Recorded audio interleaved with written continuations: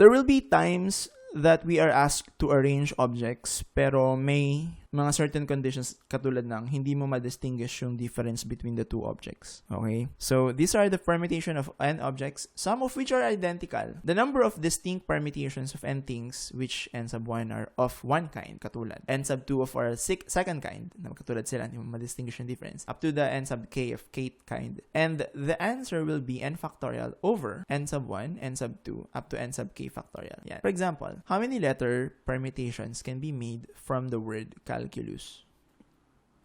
Okay. Para mas malinaw kung ano yung sinasabi dito sa formula na to.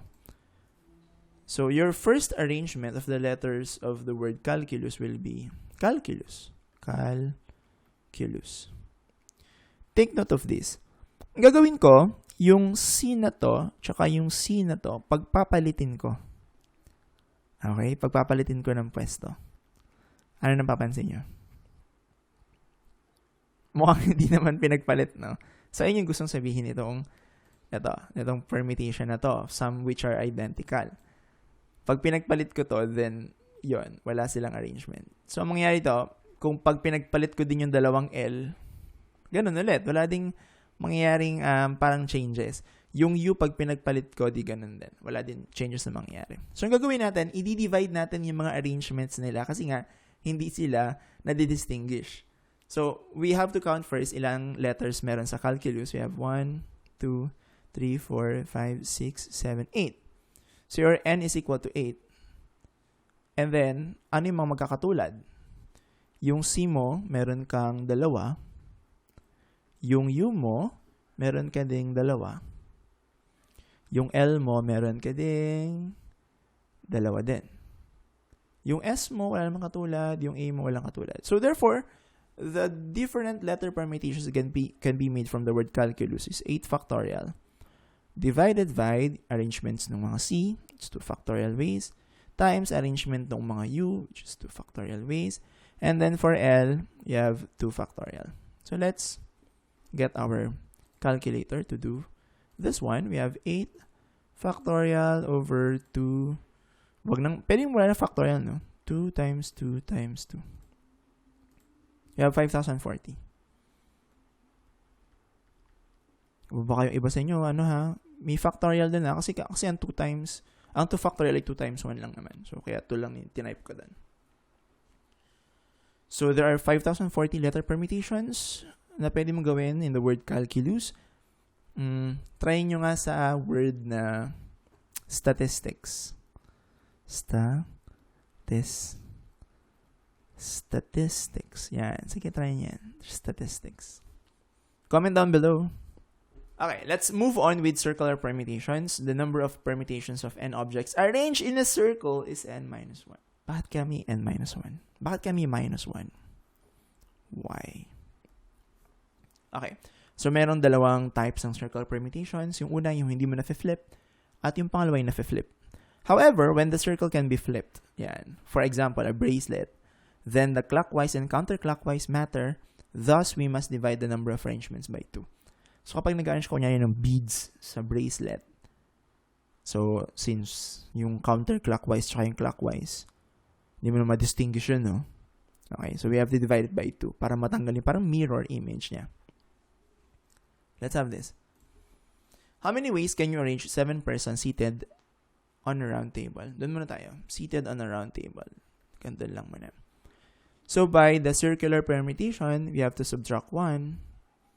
So, since your n is equal to 7, then the arrangement will be 7 minus 1 factorial or 6 factorial. 6 factorial is, what is 6 factorial?